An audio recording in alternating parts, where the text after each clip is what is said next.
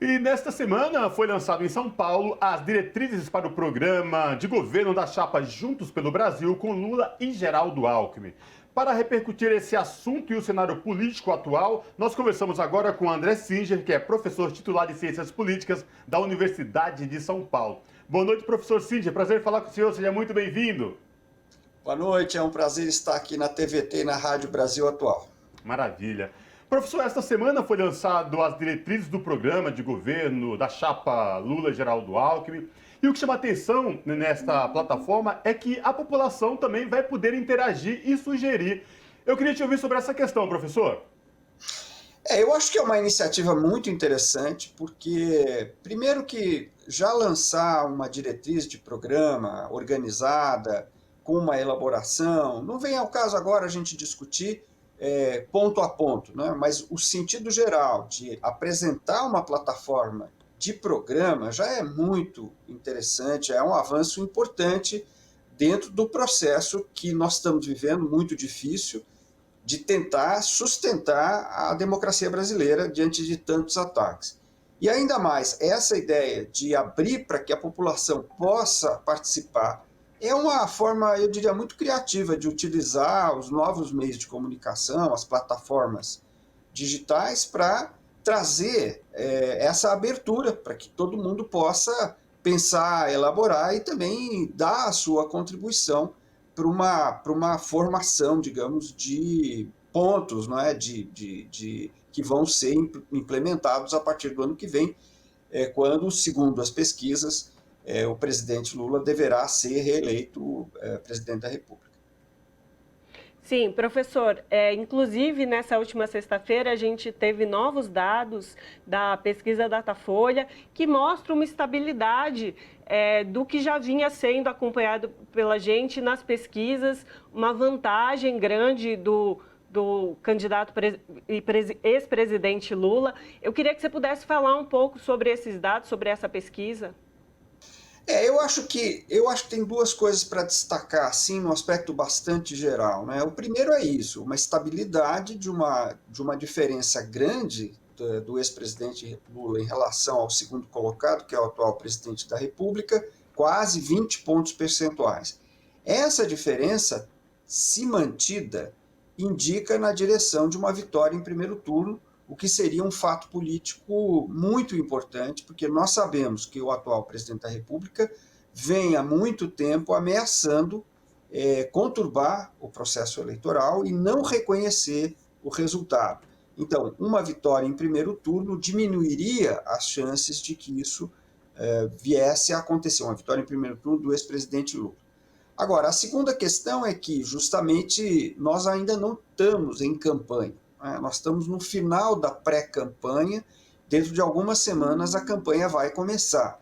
Quando a campanha começar, aí nós temos um novo quadro, quer dizer, os estudos de comportamento eleitoral mostram que há uma certa faixa do eleitorado que não é muito grande, é menor do que se costuma pensar, né?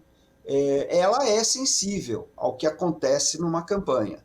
E o que me parece que hoje está mais em questão, sempre ressalvando que pesquisa eleitoral é retrato do momento, não quer dizer que isto vai se manter até o final, nós podemos ter surpresas, não é?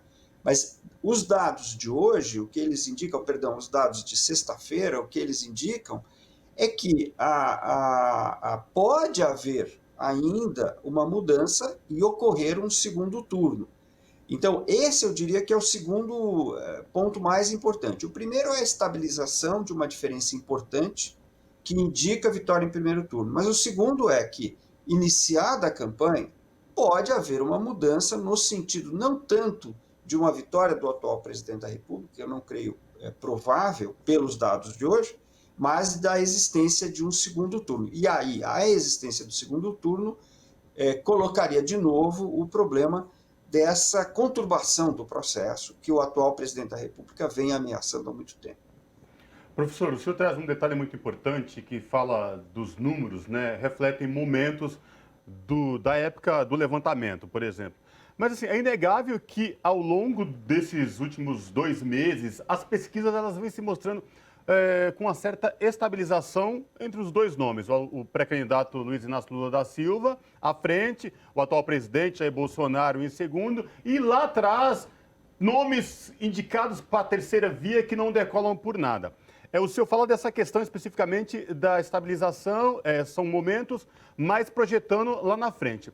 Professor, hoje existe um problema muito grave no país, com mais de 30 milhões de pessoas passando fome, com insegurança alimentar, desemprego.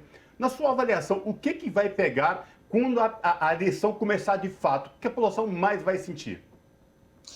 Eu acho que são três coisas que você menciona que vale a pena comentar. A primeira, essa questão da terceira via. A pesquisa de sexta-feira, os resultados são de sexta, a pesquisa foi feita na quarta, indicam que a terceira via hoje estaria concentrada hoje, de novo, retrato do momento, no candidato Ciro Gomes, que é o que aparece com um pouco mais de destaque, cerca de 7, 8% das intenções de voto, né? De fato, a candidata Simone Tebet, que está recebendo um importante apoio partidário e de setores de opinião pública, ainda não decolou, aparece com 1%, que é bem pouco. A segunda questão é o que vai ter mais impacto na campanha, né? Eu acho que a questão da economia hoje é a questão fundamental, é isso que está decidindo a eleição na realidade, né? Porque, de fato, como foi mencionado, as condições de vida de uma parte significativa da população é muito ruim neste momento, e essa população está sofrendo muito com a falta de emprego e agora também com a inflação, de modo que há realmente um fator econômico decisivo aí. Agora, a terceira questão que eu queria comentar é que essa campanha será uma campanha muito pesada, né? Em que a gente já sabe disso pelo estilo do atual presidente da República, isso já aconteceu em 2018 e é bem provável que volte a acontecer.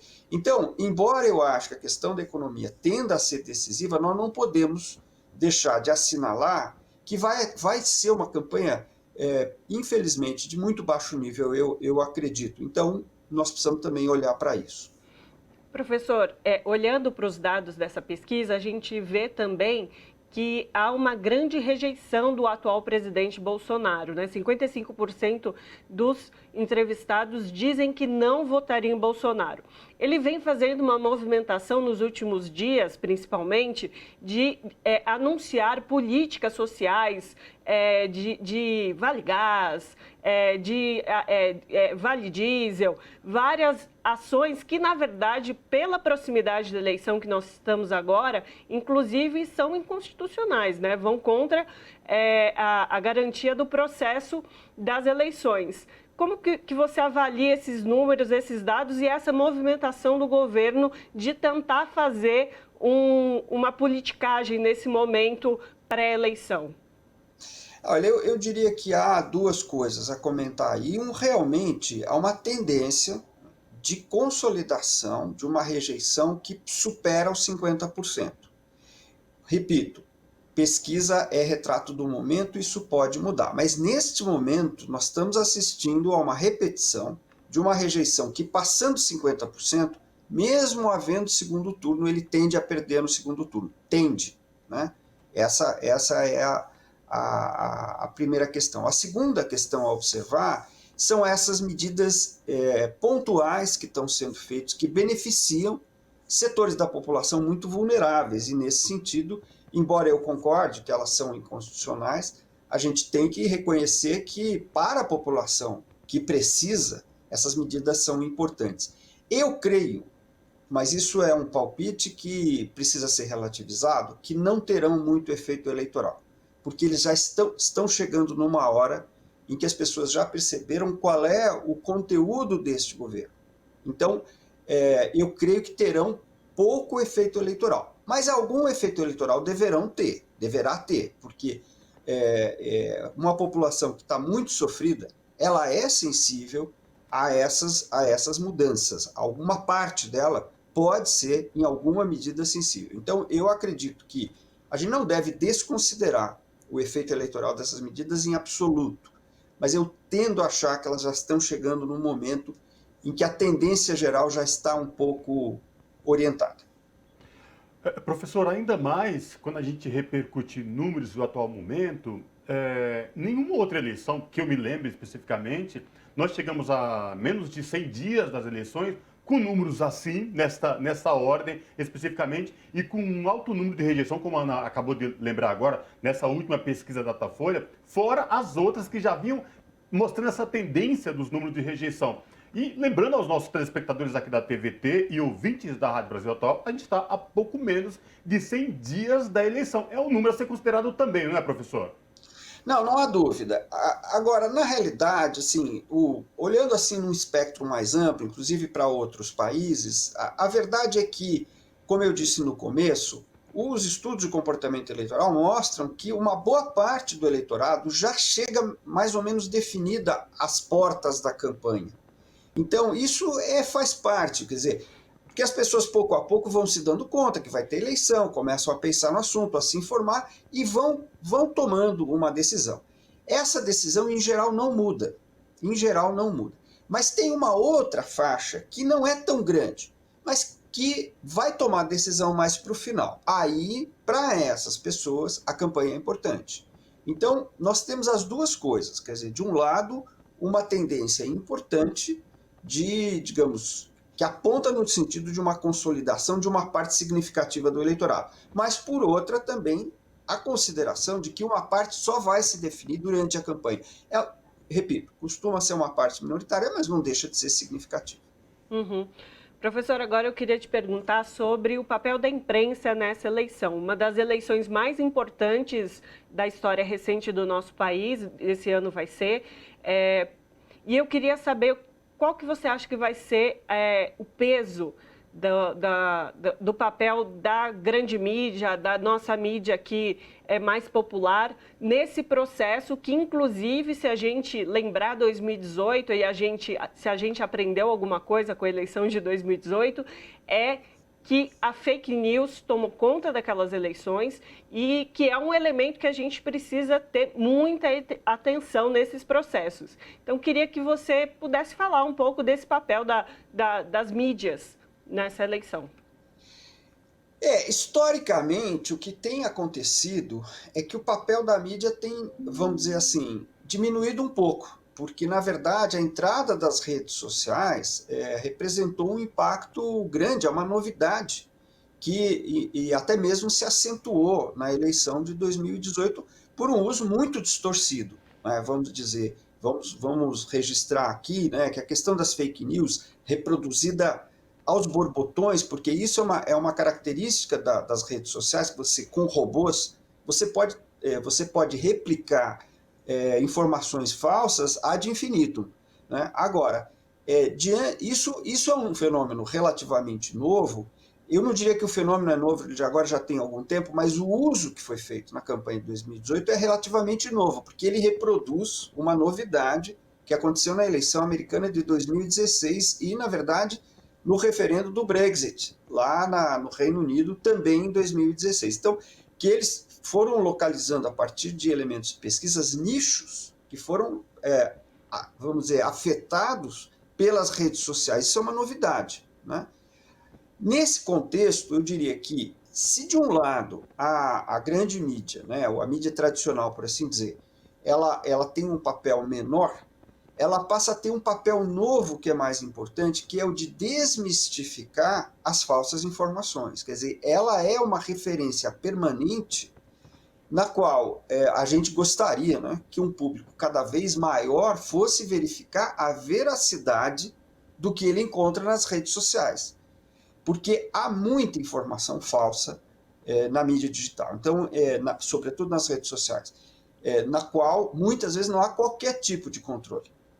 Então, há o papel da mídia, vamos chamar assim, mais tradicional, porque não é necessariamente a grande mídia também, a mídia alternativa, ela no sentido dela garantir uma veracidade, de ela ser um ponto de checagem das informações, eu diria que é cada vez mais importante. Então, se de um lado ela tem menos impacto, porque ela deixou de ser a única fonte de informação, ela também ganhou um novo papel que deveria ser, nós gostaríamos, né? Nós, eu digo, os que estudam o assunto, pensam a questão da democracia, estão preocupados com a democracia, gostariam, né, que a mídia, vamos chamar de tradicional, que envolve também a mídia alternativa, desenvolvesse cada vez mais e tivesse cada vez maior audiência no sentido de garantir a checagem da veracidade das informações.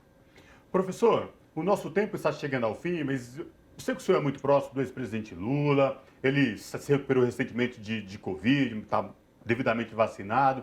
E nas últimas semanas, ele, assim que se recuperou, ele foi conhecer, ele foi andar um pouco o país e teve atividades agora recentes no Nordeste. Qual a sua avaliação sobre isso? O senhor falou com ele? Como é que ele está se sentindo? Se é que o senhor pode falar alguma coisa nesse sentido, né? Eu não falei com o presidente, mas eu creio que a impressão que me dá, vendo pela imprensa, é que ele está muito bem, né? Parece muito bem de saúde, muito lúcido, muito capaz de, digamos, enfrentar vamos dizer, essa maratona, né? Que vai ser não só a campanha, mas o governo também. Então, o que eu posso dizer é que alguém vendo de fora, como é meu caso, ele parece em condições muito boas. Tá certo, então falamos com o professor titular de Ciências Políticas da USP, André Singer. Muito obrigada pela sua participação aqui no Revista Brasil TVT. Sou eu que agradeço a atenção de vocês. Muito obrigado. Abraço, professor. Abraço.